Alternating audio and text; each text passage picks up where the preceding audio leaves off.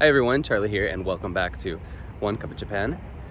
It's the show where we have a conversation over something good that soothes you. This morning, we are drinking Boss, the espresso, the definite article. Something you see here a lot in Japan is product names using the definite article. I don't know if it's done purposely to make it sound like a certain company's espresso or a certain company's sandwich or whatever is the only one of its kind and therefore is the one you should buy. Or if it's just an English mishap, which you see here often enough. So, it is a beautiful morning here in Sabae, Japan. As you can see, the sky is blue and clear. If we look over that way, we can see the mountain quite clearly. That's Monju-san. And it is warm, like strangely warm for this part of March, but it's gonna be an ongoing trend, I suppose, isn't it? I am on my way to pick up my old bicycle from the train station where I left it a couple days ago. Here is, probably nobody's interested in this, but I really like these irrigation ditches, and especially when they're covered in moss, because I'm a sucker for some moss, let me tell you what. So anyway, today we're going to be talking about something which I haven't actually talked about in a long time, probably due to the fact that I took effectively a 2-year break for making videos. And that's about teaching here in Japan.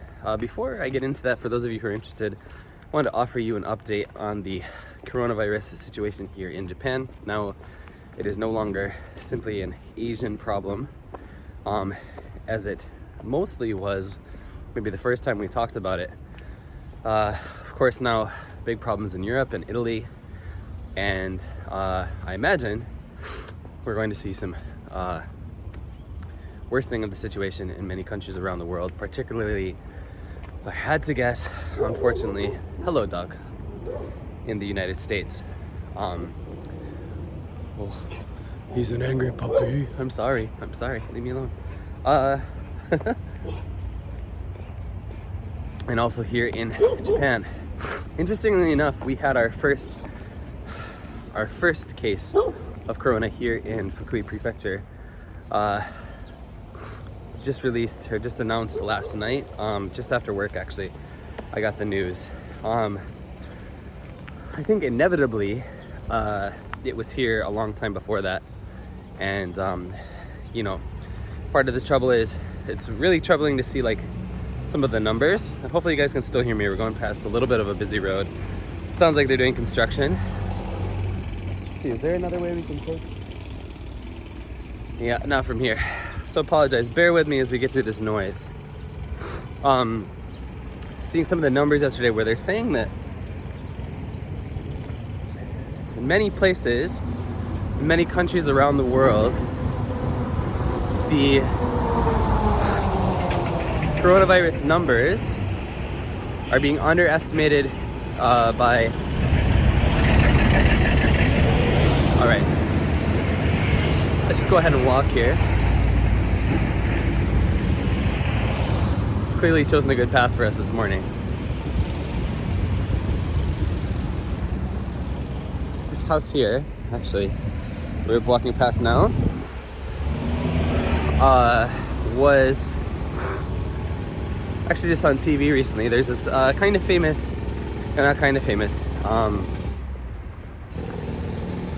alright, let's get past this area, then we'll be in the clear.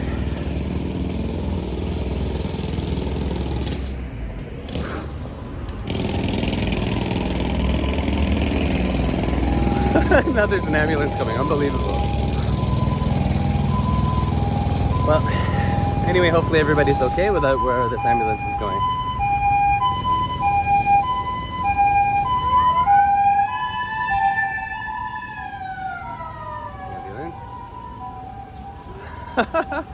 All right, well, hopefully everybody's okay, and hopefully we've gotten past all of the noise that could possibly happen for the next 25 minutes or so.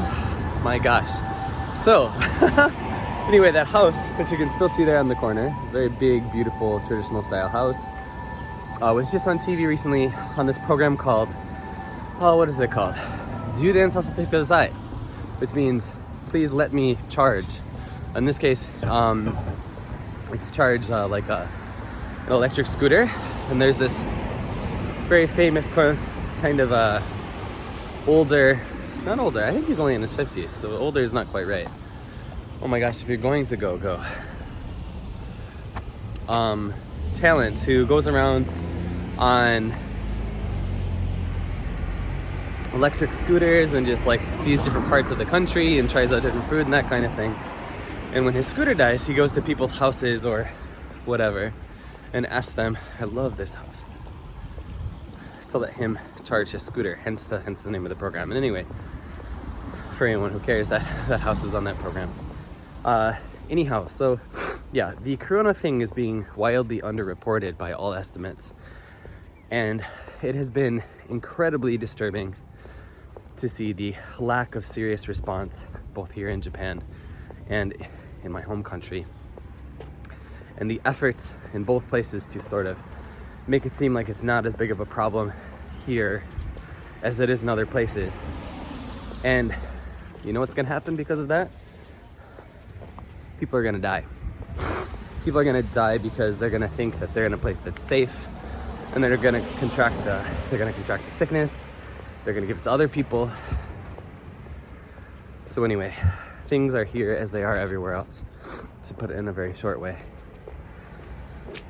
We're going past like a children's center, so once we get past here, we can start shooting a little bit more comfortably, I think. So, as I said, today I want to talk about teaching in Japan. It's been a while since I've talked about it, to anybody except probably my partner and my little brother. My word, it is toasty.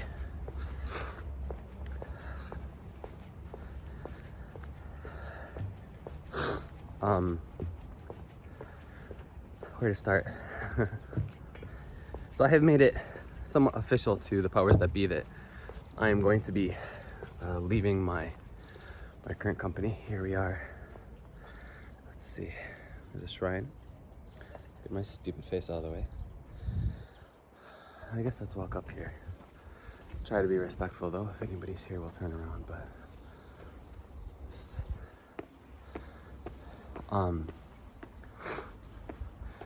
so I've made it somewhat official to the powers that be that I'm not going to be teaching at my school past this year. Now I put it that way because, oh wow, it's nice to hear those birds. Put it that way because it's not decided exactly when I'm going to be leaving yet. Now, the whys of why I'm leaving are, well, some of them are, well, all of them are personal, I suppose. Here's the jinja, the shrine behind us here. And we're not going to go any further than this, but here's the view from where I'm standing. And that is beautiful. And again, love the moss. Gotta be a sucker for the moss. And of course I'm leaving for a number of reasons, and all of them are to do with the job, really. Well, not all of them, but most of them. Now, I have been here since 2014. So altogether, I have spent 7 years of my life in Japan, including when I lived here as an exchange student. And I should say this is my 6th year, so 6 years and some change. And 5 full years were spent here as an English teacher and an eikaiwa. And as I talked about in previous videos, I've come to realize that it's been too long. It's been too long in this job. I want to point out that as far as my company, which I'm not going to talk about the name of the company, I think I'll probably talk about it after I've left the school.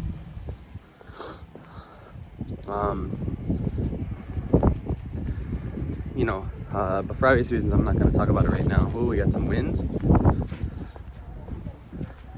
But yeah, I'm happy with the parent company of my school, the main company, the company whose name we operate under, basically. But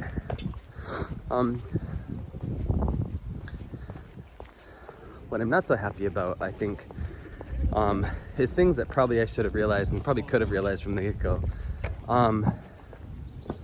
So let's attempt to talk about this in some kind of organized fashion. So I came here in 2014 and I started teaching, and I loved teaching, because it felt like I was getting through to my kids. It felt like I was connecting with them. It felt like I was good at it, And to an extent, those things remain true. I feel like I'm good at this. I enjoy the teaching aspect of it, And when I have a student, and I'm saying it that way for a reason, which I'll expand upon here momentarily.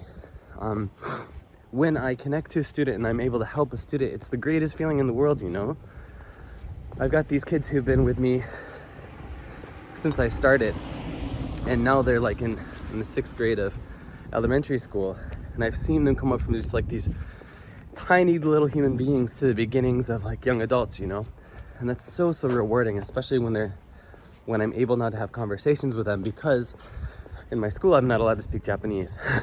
So it's like I'm always keeping this barrier between me and the kids. And I still enjoy teaching. I still really enjoy teaching. But what I'm finding is that now, since our school has we've gotten a good reputation in the city. I've gotten a good reputation as a teacher. And so we've been fortunate enough, because when people have been asked, do you know an English school I'm looking for my kid to start learning, that kind of thing. Acquaintances of mine will say, well, I know this English teacher, and they'll talk me up, and then people will come to the school because of that recommendation. Or people will hear about the school because their kids have been successful there, and they'll come to the school. This is the road we were on in the last episode, just at the very beginning. I love this little street. Love this little street so much. And so what that has meant is we've experienced some significant growth, When I came to the school, it was still a new school, and we had 34 students when I started in 2014, and we've more than tripled in size since then, and that has been a good thing, partly because it's meant security for the school, Some kids coming on a bike, so let's dart up here for a second, because I don't want to deal with what are you doing and that kind of thing at the moment, and have to edit out their faces and all that jazz. So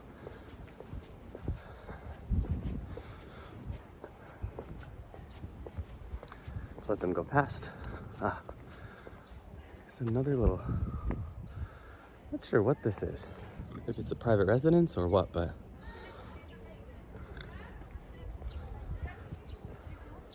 apparently it's a temple. See the sign? Oh my gosh. Okay, let's point this away from them.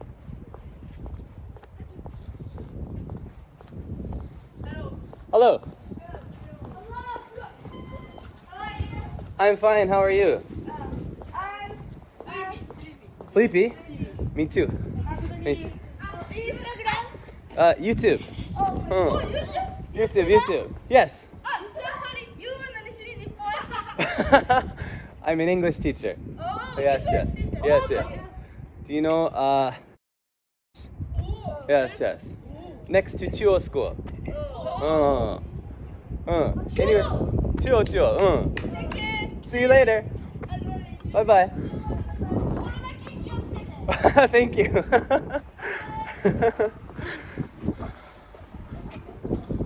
That was a pleasant interaction. Oh my god, I'm so sweaty from where I've been holding my coat. Okay, let's fix this. I'm sorry that I had to point you guys at the ground. All right, so, well, I guess first that what just happened illustrates a point. Getting back to teaching here. What was I talking about?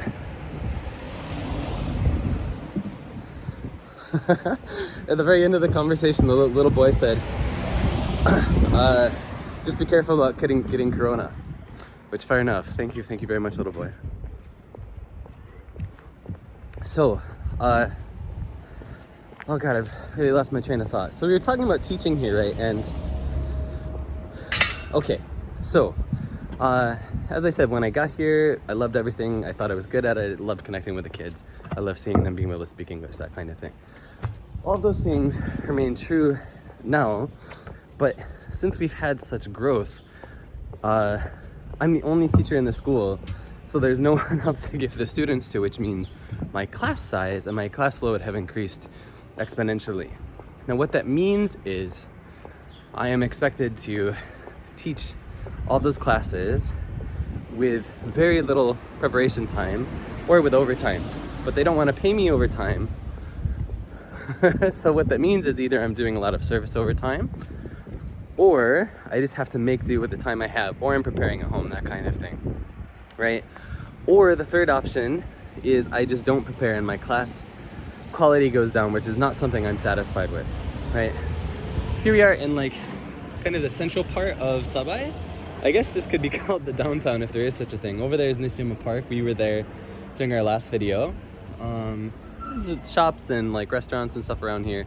I don't really come here often because there's not much to do unless you're over the age of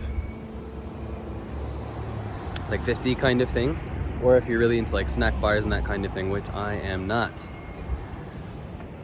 So yeah, that's been a double-edged sword for sure. And of course, this sort of necessarily, when your class sizes increase, right? So for example, now we have a max class size of 6 kids. And we're supposed to teach 6 kids within 50 minutes, which is fine, it's doable, depending on your lesson goals and how you structure the lesson and all that kind of thing. But also, it's not doable in the sense that how can you possibly give each kid the attention that they need and they deserve in 50 minutes, right? That's less than 10 minutes per kid, right? It's 8 minutes and change per kid, right? Is what it is. And when those classes are to capacity, I should say. And so, of course, what that has led to is what a lot of other people before me have talked about, is this feeling of you're just sort of like spinning your wheels, right?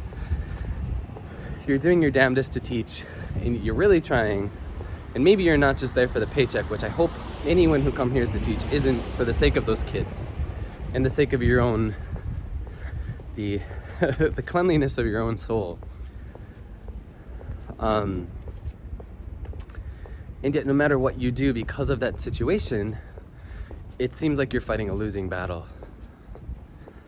Sometimes, you know, especially if you get a kid in that class who's just really, he's not there for it, and you're spending like a big chunk of that time just trying to keep the kid chill, because unlike a real, that's the wrong way to put it, unlike a what am I trying to say? Unlike a school that's actually primary education as opposed to like a private school, or like a business that's there just to teach English. Like in a school, if you were a teacher, you'd just be like, hey, shut the hell up and relax, or you're gonna get in trouble. And the kid would be like, all right, cool. Maybe, hopefully, right? The probability of that happening is much higher.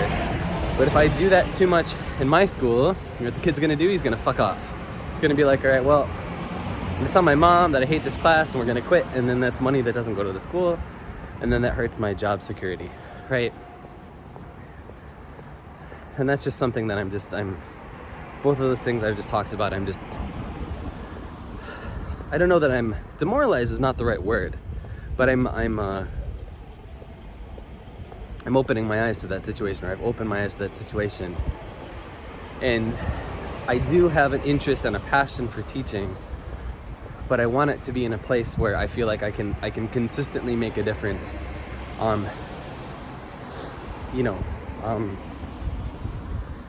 Because I feel like I care and I feel like I'm trying, but I feel like there's variables that I can't control.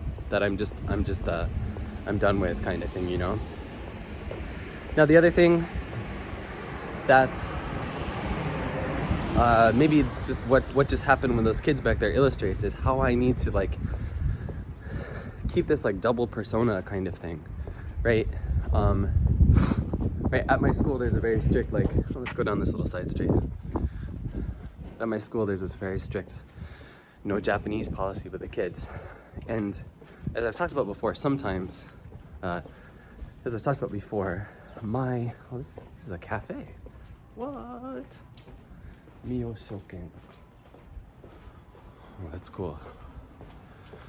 As I've talked about before, my daily life is in Japanese. And of course, sometimes it slips out in school, and if that happens, you just ignore it and you move on. But what that means, if you're not allowed to speak Japanese, is that,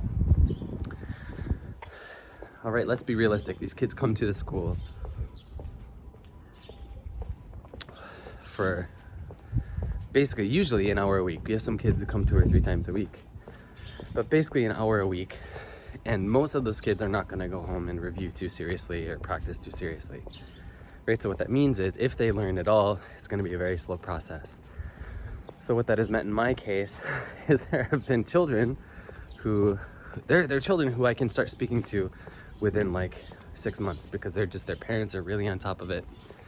And they realize that what we should be doing is forming a team between the parent and the teacher to help their child learn, right? That's the best case scenario. But usually what happens is that at best, it's going to be 6 months or a year before you're actually able to talk with a kid. At worst, it could be years and years, you know? And that's something that I found really disheartening. Is that I've known these kids since they were first grade of elementary school. I've known some of these kids since they were 2 years old, and we're very close. When they come to class, they hug me, and we joke around as much as we can. But it's sad that, you know, you can know these children for so many years and you don't really know that much about them, and you're not allowed to ask, you know. And what just happened with those kids back there is another thing where if I see kids in public, just because of the fact that they're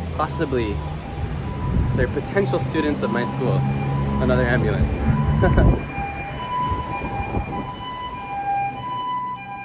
wonder what's going on this morning.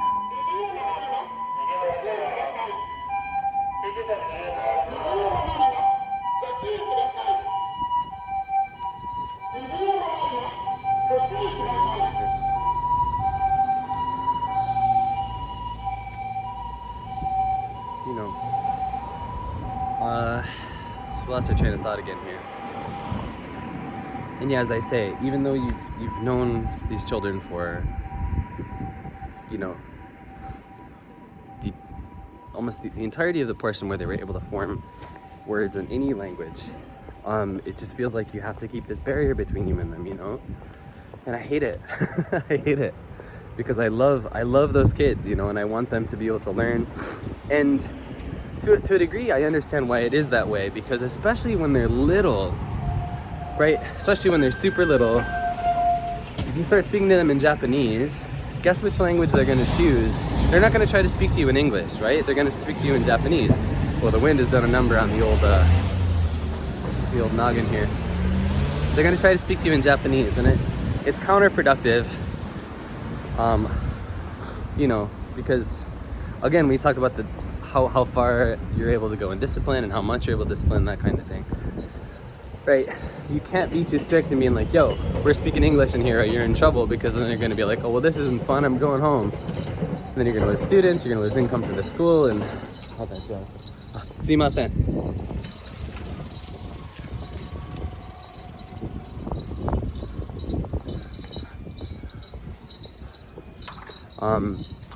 Yeah, and so all that jazz.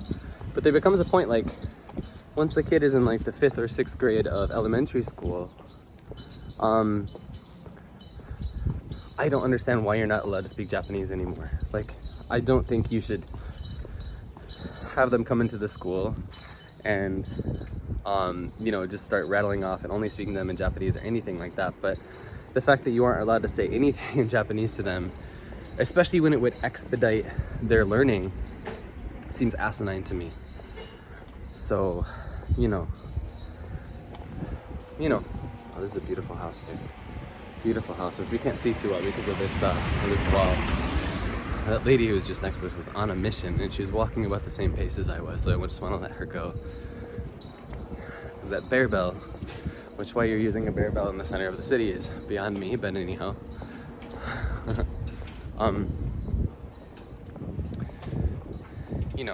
So it's just frustrating. And what just happened with those kids, right? We had a nice little conversation.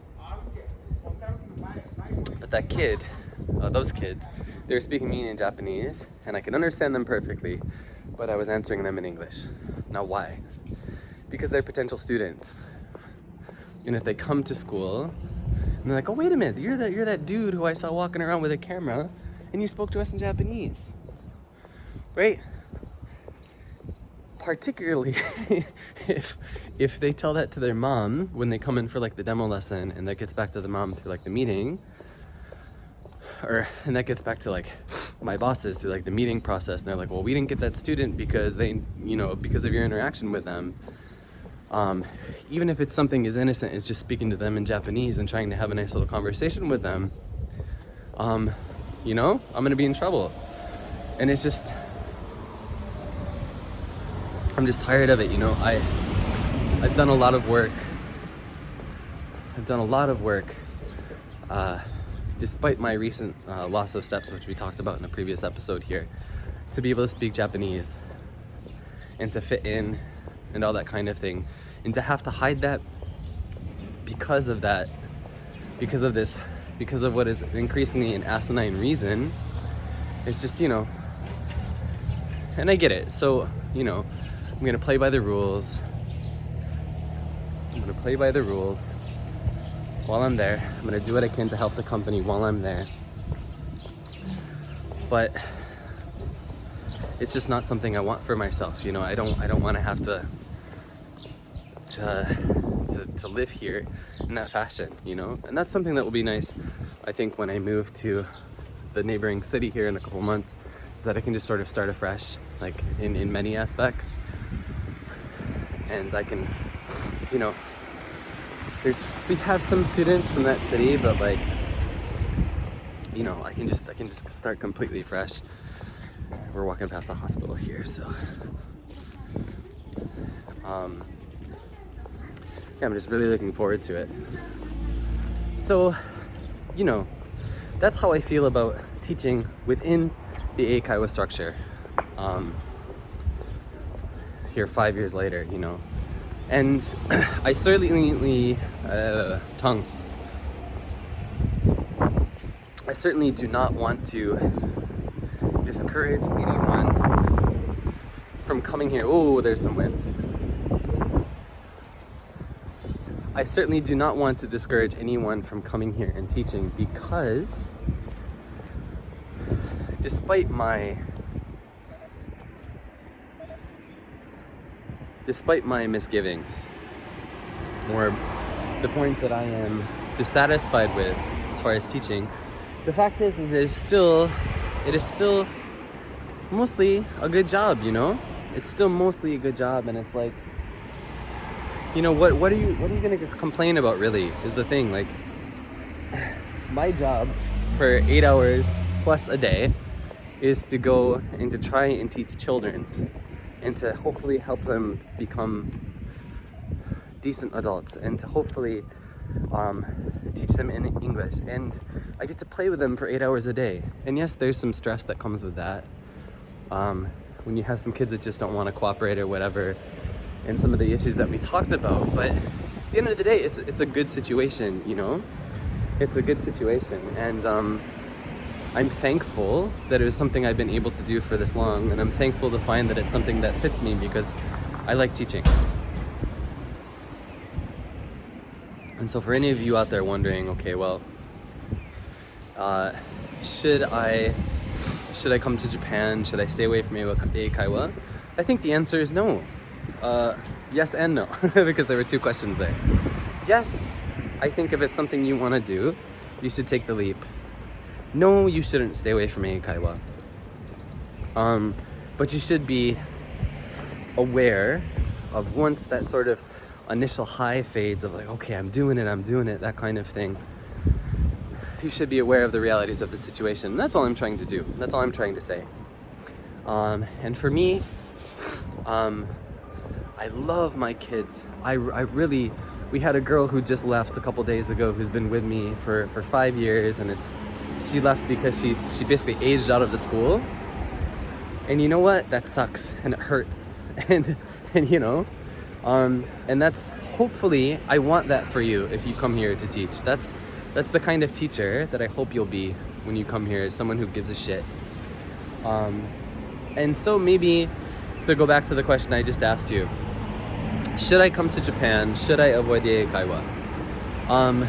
If you are a teacher who's coming here because you want to get a visa, don't come to Japan.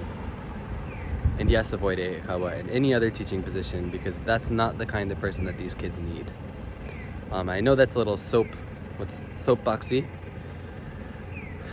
but if you are the kind of person who wants to come here, and despite maybe a situation that's going to make it difficult for you to do so, if you really, really care and you really want to teach these kids, then by all means come here and make it the avenue by which you start your life here.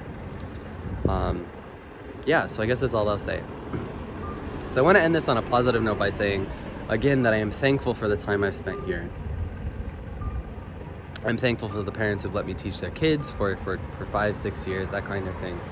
And I would not trade the experiences I've had here during that time teaching for anything. But for me, it's time to move on. And at this point, we're at the end of our kappa, so let's finish it off.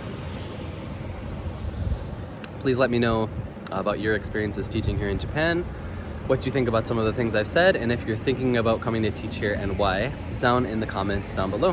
Thanks always for watching, guys, and I'll see you in the next video. Cheers.